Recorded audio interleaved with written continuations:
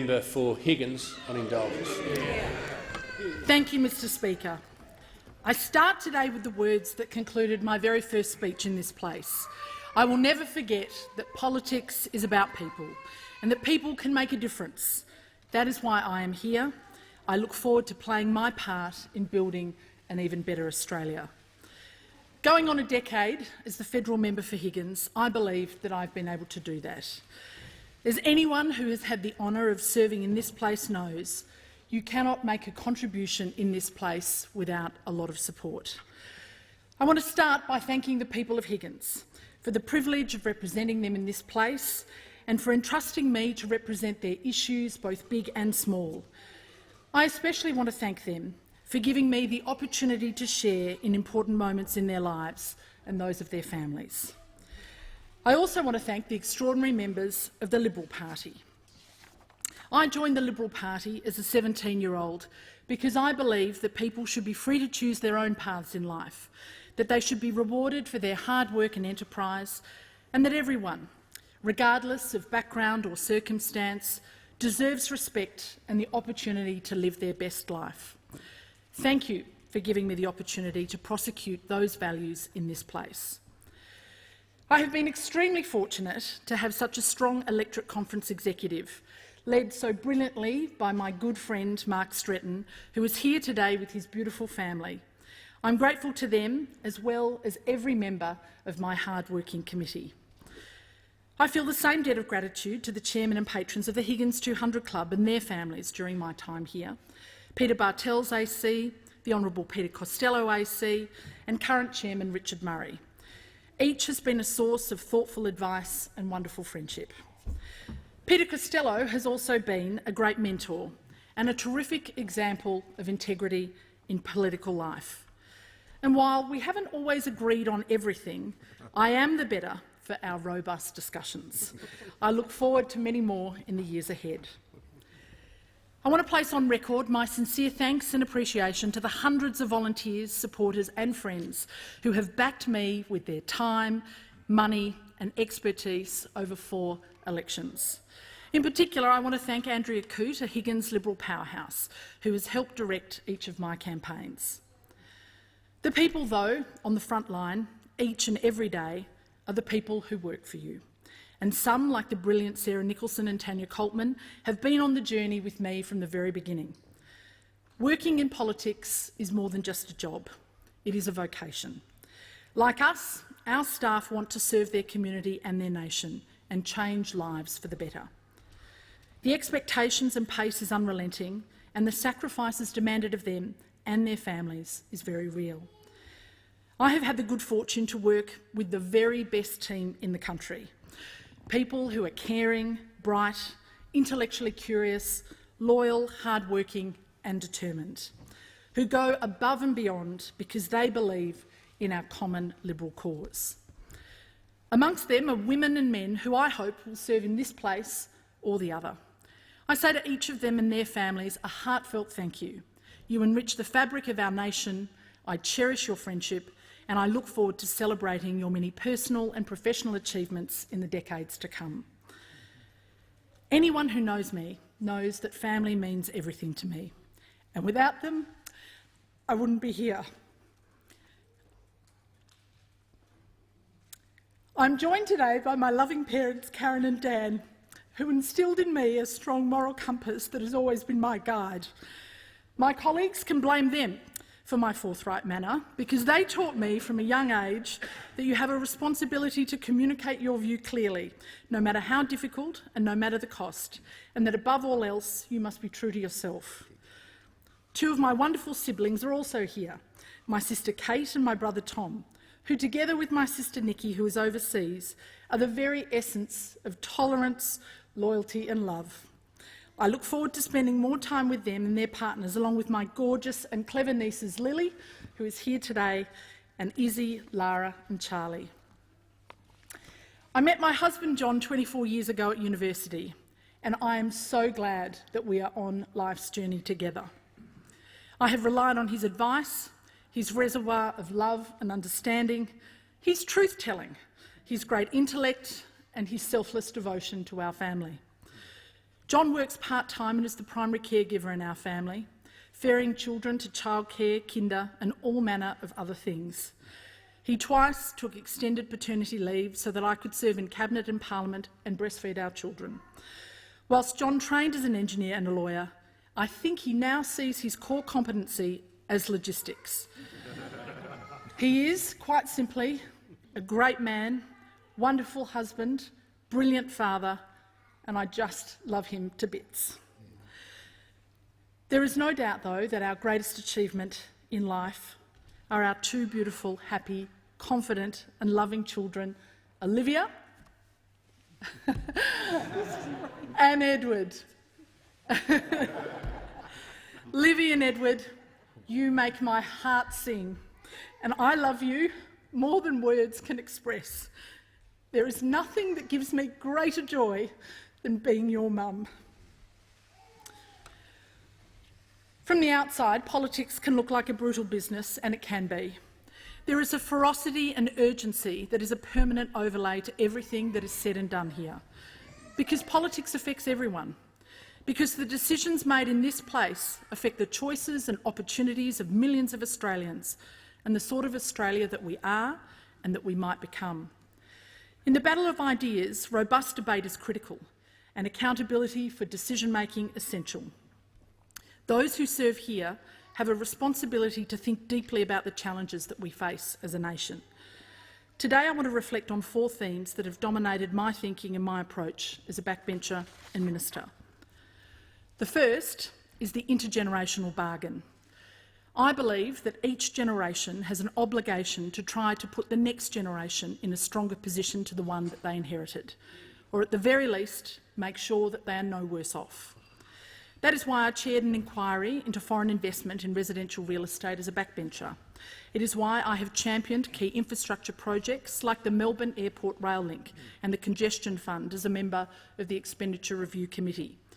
These are essential reforms aimed at increasing the supply of more affordable housing for all Australians.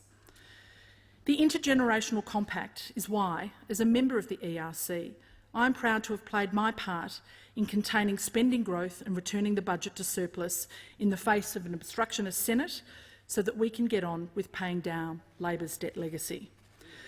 Labor's budgets and the trajectory they established for future years were, quite simply, an enormous exercise in intergenerational wealth transfer from our children and our grandchildren to us. It is wrong to expect the next generation of Australians to fund a higher standard of living for us than they can ever reasonably be expected to achieve for themselves. And yet this is a direct consequence of a spend now, pay later philosophy. This is exacerbated further when you consider the ever-diminishing ratio of working-age Australians to fund the growing expenditure of an ageing population. Given all this, as Assistant Treasurer and later Minister for Revenue and Financial Services, I realised it was important to make modest tax changes to broaden our overall income tax base and put superannuation on a sustainable footing. It wasn't popular amongst all of my constituents and divided opinion among sections of my party's membership, but it was the right thing to do, and I am grateful to the Liberal Party room for unanimously endorsing our final package. After all, how could it be right that a young person on average earnings with a substantial HECS debt faced a higher tax bill on the interest earned on their home deposit savings than a person who owned their own house, had a free university education and was paying no tax on the income earned from millions saved in superannuation? We must never forget that in this place we have a dual responsibility, both to the voters of today but also to those that economic historian Niall Ferguson so eloquently describes as yet too young to vote or as yet unborn. The Intergenerational Compact demands that we be fair to both. Which leads me to the second theme I want to touch on, fairness. Fairness is more than a one-word slogan hijacked to denote the redistribution of income. It has many dimensions. We must always ask the questions, fair to who and fairer on what measure? Those who choose to work harder and longer deserve to be rewarded. Those who put their capital on the line to invest in new enterprises that create jobs should have the opportunity to see the fruits of their efforts. Government tax policy that smothers initiative and enterprise and deters risk-taking and hard work is inherently unfair. This is why, together with the Prime Minister, I'm proud to have contributed to legislated tax cuts for small and medium-sized businesses and tax cuts for individuals that will see the 37% tax rate eliminated altogether. Our upper personal income tax rates are still too high, though, and our top marginal tax rate kicks in at too low a level. As our budgetary position improves over time, I hope that both of these issues are addressed. Equally, it is absolutely not fair for some to treat their tax obligations as optional. If profit is earned in Australia, it must be taxed in Australia. Failing to close loopholes and enforce the law can cheat Australians of vital services and infrastructure and can mean higher taxes for those who do the right thing. I'm proud to have closed loopholes that allowed multinationals to try to avoid their tax obligations, doubled penalties on large companies ripping off the taxpayer, strengthened the Australian Tax Office and established the Tax Avoidance Task Force. As a result, around $7 billion has been collected from large corporations, multinationals, private groups and wealthy Australians. In response to the mal, around $7 billion in sales income is being returned to Australians each year, plus hundreds of millions of dollars of additional GST revenue. And just this week, my whistleblower protections for those who expose corporate and tax misconduct were finally legislated. I'm also proud to have commissioned the first comprehensive review of the black economy, which is estimated to cost our economy up to $50 billion a year. Tackling the black economy will reduce the tax burden on everyone. Budget announcements last year have demonstrated our progress, but it is clear that there is more to do. The third issue I want to touch on is the role of women in our society and economy and the perennial work-life struggle. We sell ourselves short as a nation if we don't maximise the talents and expertise of both halves of our population. There should be no limit on what girls and women can aspire to and no limit on what they can achieve. As a feminist, I have always believed that girls and women deserve an equal stake in our society and our economy.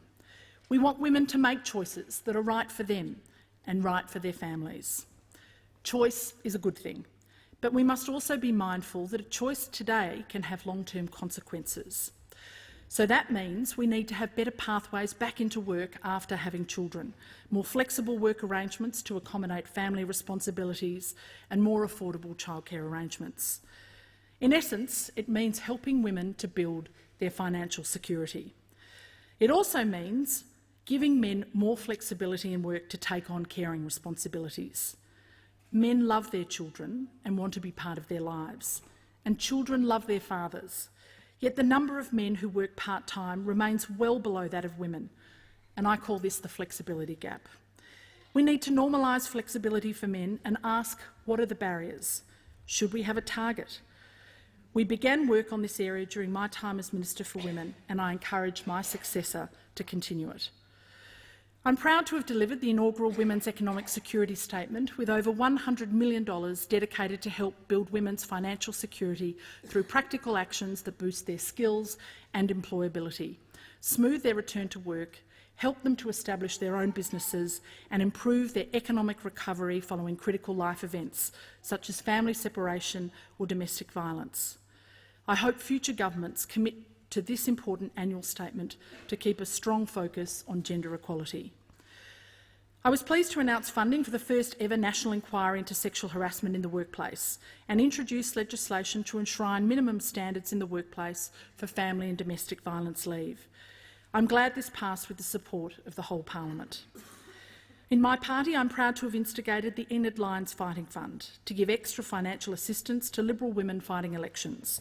We need more of them to succeed. I hope the example of female trailblazers in this place since Federation, as well as my own lived experience, demonstrates to women contemplating public service that you can have a family, serve at the highest levels and make a serious and lasting contribution to your country. My decision not to recontest is a very personal one and simply reflects, after 4 elections, a shift in my priorities. The intergenerational bargain, fairness and women's issues all animated me before I came into this place. I never imagined that I would see them intersect in what many consider to be one of the driest policy areas, superannuation. I said in my first speech that we face big challenges and I will not duck the task of tackling them. Reforming the superannuation industry has been one such challenge.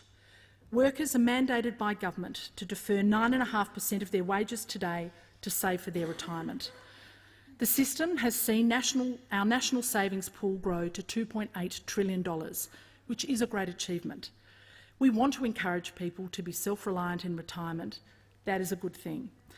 Yet when I came to the portfolio, some Australians were unable to take full advantage of concessional contributions because of their work arrangements. So we fixed it through reforms to deductible personal contributions so that everyone benefits.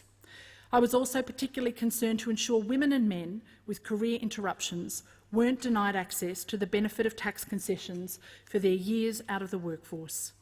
We enacted catch-up contributions to address this. We also acted to ensure low-income Australians were not paying more tax on their mandated superannuation contributions than on their take-home pay. Our measure now benefits more than 3 million Australians, including around 1.9 million low-income women, to the tune of around $500 million each year. These reforms all improve the system. But there remains a deeper problem. Millions of Australians have been cheated of billions of dollars in their retirement savings. Young people who have seen their accounts drained to zero through multiple accounts, multiple sets of fees and multiple insurance premiums. People forced into poor-performing funds through backroom deals and enterprise agreements that take away their choice. For too long, the industry has been putting their interests ahead of that of their members. They have forgotten that the money that they hold on trust is not the bank's money, the union's money or the fund's money. It is the members' money. It is their wages, and so the system must work for them. I'm proud of the action that I took to pursue a series of member-first superannuation reforms to end the rorts and rip-offs in the sector and to better protect Australians' retirement savings. Many of these reforms were endorsed by the landmark Productivity Commission report on the superannuation system and the Financial Services Royal Commission. Thankfully, many have now been legislated, despite lobby groups using members' money to try and block them. They include boosting the retirement savings of around 3 million Australians by about $6 billion, thanks to automatically reuniting lost and inactive low balance accounts, capping fees on low balance accounts and banning exit fees on all accounts, which will save members over $500 million in 2019-20 alone, providing APRA with greater powers to crack down on dodgy funds, and introducing tougher penalties on fund trustees, including, for the first time, up to 5 years in jail. I'm also pleased that today we reintroduced legislation to implement my proposed reforms to improve default insurance arrangements by making insurance cover opt-in rather than opt-out for new members under 25 years and those with low balance accounts. It is a scandal that people are defaulted into insurance that they don't know about, don't want, don't need, and in some cases can't even claim on. If those opposite finally see sense and support our bill without amendment, it will mean up to $3 billion each year in retirement savings for millions of affected members. I also look forward to the legislation being introduced to give victims of crime, including victims of child sex abuse offences, access to the superannuation of their perpetrators as compensation.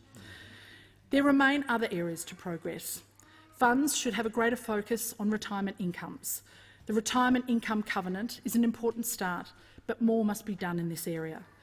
I remain hopeful that Parliament will support extending choice of fund to around 1 million Australians who are currently restricted from doing so. I also remain hopeful that Parliament has the strength to tackle the long-vexed issue of default funds, where people make no active choice about their fund or how their money should be invested. In my view, given that the government compels Australians to put an ever-increasing percentage of their wages into superannuation, it's only right that the government should offer up a solution to look after those foregone wages. It is my strong view that a conflict-free, low-fee government default fund could benefit millions of Australians by utilising the investment management expertise of the Future Fund. It would boost retirement incomes by taking advantage of economies of scale and would stop Australians from being defaulted into underperforming funds. Fixing the superannuation system can be best summarised as getting a better deal for consumers. This has been a constant thread through the fabric of my ministerial and constituent work. I'm glad that we called the Royal Commission into the banking and financial services sector. It was the right thing to do. We were so keen to address the issues we had already identified that we underestimated just how strong a disinfectant the sunlight from a Royal Commission would be. I'm pleased that the Royal Commissioner's report endorsed many of the reforms that we progressed in the interim. I'm particularly proud of establishing the Australian Financial Complaints Authority, a one-stop shop to enable consumers and small businesses access to fast and free dispute resolution for banking, insurance, superannuation and financial advice. The government will extend its remit to look back 10 years. The Royal Commission also endorsed the work we had done to design a compensation scheme of last resort for financial misconduct. I'm pleased the government has agreed to establish such a scheme. Time will tell, but I expect that our strengthening of ASIC, including the overhaul of its leadership and introduction of an enforcement-focused Deputy Commissioner, will also have a big impact. A strong financial services system is essential to job creation.